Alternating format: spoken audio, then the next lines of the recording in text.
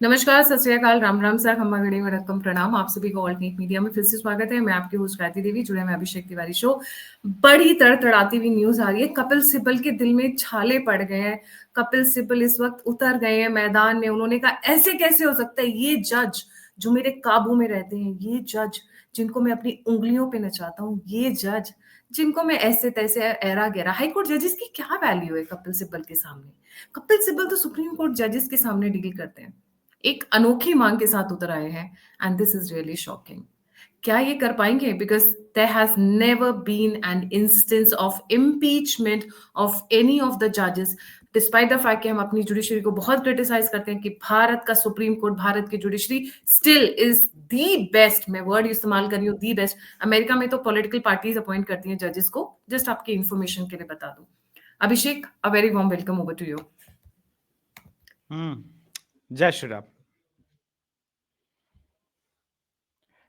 जी जय श्री राम। आपके सभी दर्शकों को प्रणाम, नमस्कार, जय श्री राम। देखिए क्या है, सोसाइटी के चेंज को नेता या जज या कभी कभी कुछ वकील इमीडिएट समझ नहीं पाते, लेकिन चाहे वो जज हो, नेता हो, वकील हो, डॉक्टर हो, क्रिमिनल हो, वो निकलता तो इसी सोसाइटी से। एक समय सोसाइटी क्रिमिनल्स को बैक करती थी, उनके पीछे पड़ी रहती थी या बैक करने को विवश थी। तो मुख्तार अंसारी हुए, अतीक अहमद हुए, शहाबुद्दीन हुए, पार्टियों ने उनका खूब प्रयोग किया। आज वोटर समझ गया है कि क्रिमिनल्स क्रिमिनल्स होते हैं।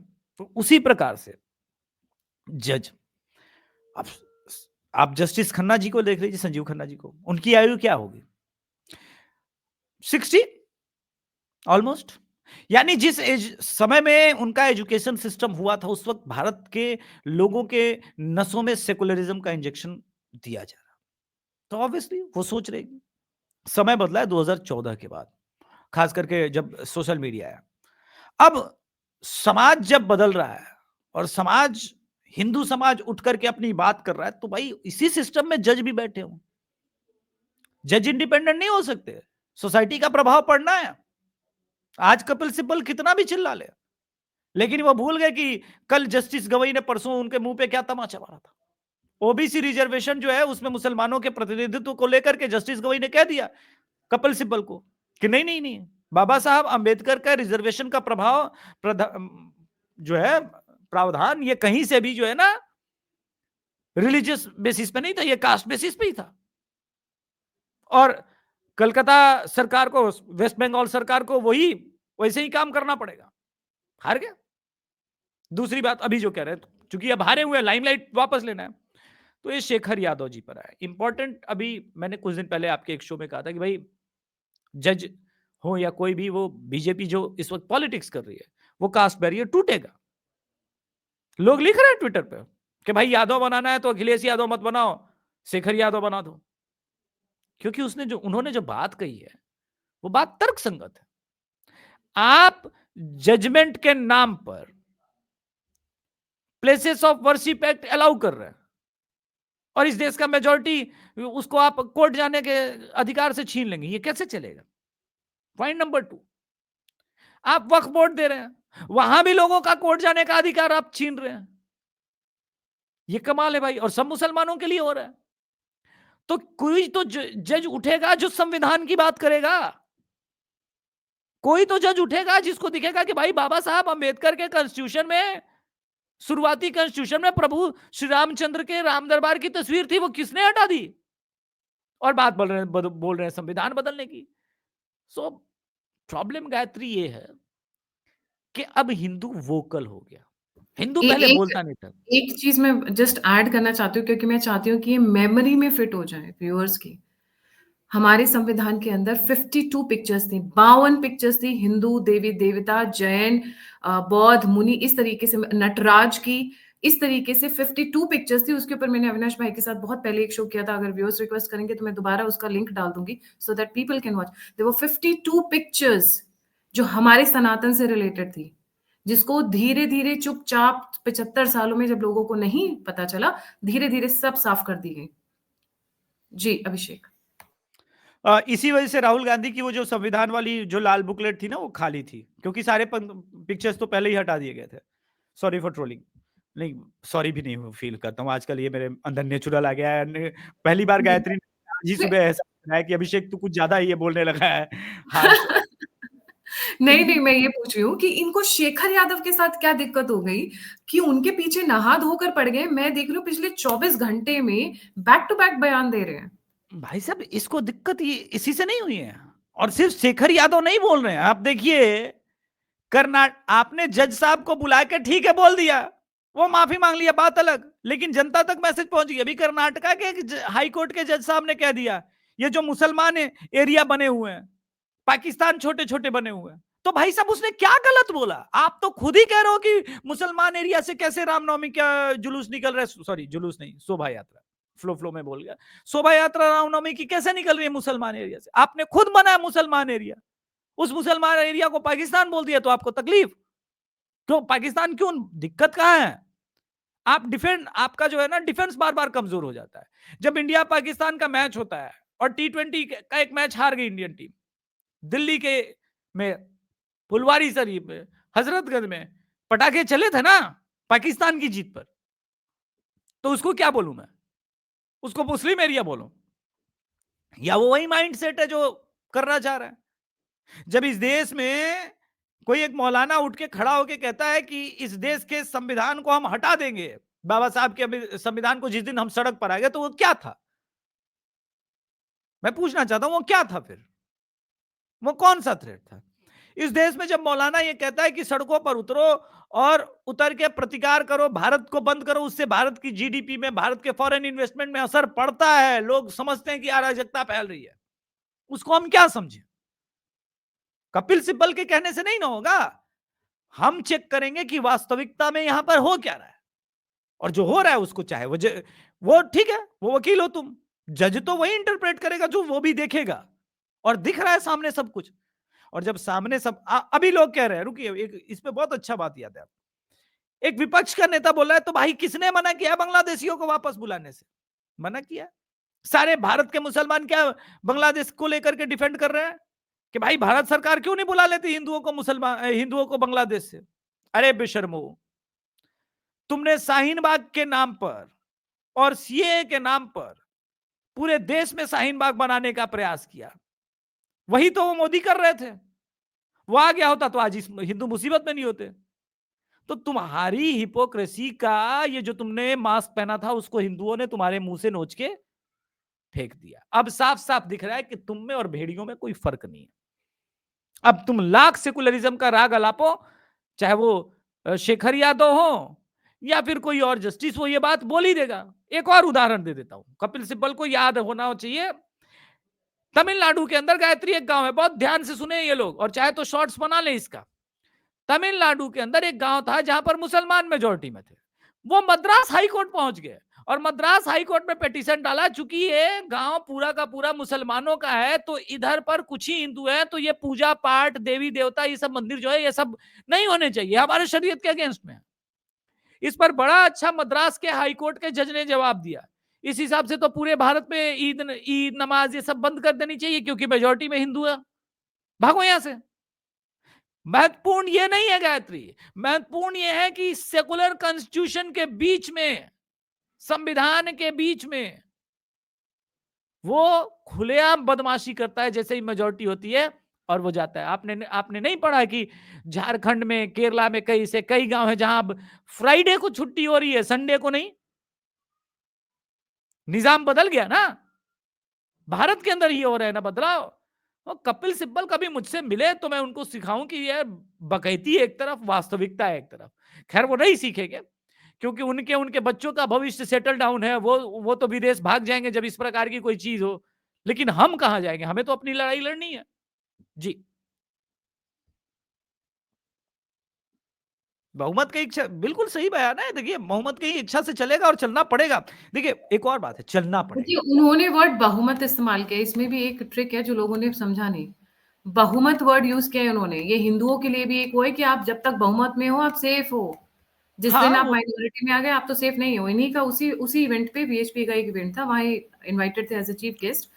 Our ancestors made sacrifices to free Ram Lala. Witness temple being built. Don't consider him. Problem यहाँ है, ये जो रामलला और इस मंदिर पर खुल करके बयानबाजी इन्होंने की है, इस बात को तो लेके तो गलत तो क्या है? He went on a private event. He was not in the official capacity as भाई a साहब judge. वो रिटायर्ड चीफ जस्टिस है, वो कुछ भी बोल सकते हैं। तुमने ये बात अभी पादरी वाला को बोली, ये सब बकवास कर रहा है पिछले 2-3 दिन से। नहीं, उसमें इम्पीचमेंट की बात कहां से है कि जो रिटायर्ड जज हो? कपिल सिब्बल को लॉ फिर से पढ़ना पड़ेगा।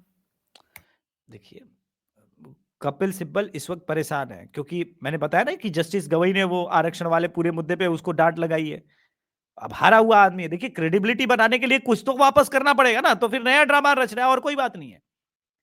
इसमें ऐसे कुछ नहीं है। देखिए कपिल सिब्बल और अभिषेक मनु सिंघवी, इन दोनों का सुप्रीम कोर्ट में मैं बता रहा हूं अगले 6 महीने में टाइम बहुत बुरा आने वाला है, बहुत बुरा आने वाला है। इसको लेकर के मैंने ऑलरेडी एक सेपरेट वीडियो बना रखा है, और ये क्यों आ रहा है इस पर अब बातें होंगी। जी जी, इम्पीचमेंट की डिमांड कर रहे हैं। बहुत इंटरेस्टिंग वे में बात बोल रही हूँ। सूप हंसे तो हंसे, छल नहीं हंसे जिसमें 72 छेद। ठीक है, एक 72 वर्ड के साथ कुछ अलग ही फैसिनेशन है। मुझे हर बार याद आता है जब मैं 72 बोलती हूँ। 72 उरे, 72 फिरके मुसलमानों के और 72 छेद उसमें चलनी में। अच्छा, coming to the point now, there is something which is important to note is Kapil Sibal के ऊपर भी कम से कम कुछ नहीं तो 100-150 तो एफआईआर या केसेस चल रहे होंगे, विच इज वेरी नॉर्मल, होगा भी, क्योंकि कपिल सिब्बल ने खुद इतनी जगह गलतियां की हैं। राम मंदिर के टाइम पर हमने देखा, 370 के टाइम पर देखा, and there are endless cases that controversial cases that he has taken. कौन सा इनका लोकस स्टैंडी है जिसके बाद इन्होंने जाके ये इम्पीचमेंट की डिमांड की है? First of all, it has to start from the judiciary and then it will go into the parliament. ना तुम पार्लियामेंट के मेंबर हो, ना तुम जुडिशरी में चलो अभी हो 6-7 महीने के, तो जुडिशरी के अगेंस्ट में आप किस तरीके से डिमांड कर सकते हो? आपका लोकस स्टैंडी क्या है? क्या आपके लिए बोला गया था? क्या आपको टारगेट किया गया था? क्योंकि केस फाइल करने से पहले सबसे, हाँ, आप पीआईएल का वो फाइल कर दो कि भाई मैं एक वो इनलाइटेंड इंडिविजुअल हूँ, उसके हिसाब से फाइल। तो 1.5 बिलियन पॉपुलेशन, नहीं, कर भी लोगे तो क्या है, वो क्या प्राइवेट सभा में एक बात बोल रहे हैं। अब वो कॉन्स्टिट्यूशनल पद पे नहीं है भाई। रूल ऑफ लॉ तुम्हारे लिए अलग और गायत्री के लिए अलग और मेरे लिए अलग अलग चलेगा। ये तुम ऐसा सोचते हो क्योंकि तुमको लगता है कि तुम बहुत बड़े सुप्रीम कोर्ट के तोप वाले वकील रहे हो, लेकिन वास्तविकता में ऐसा है नहीं। वो भी आदमी पढ़ा लिखा ही है और वो भी वकालत करके ही जज बना है।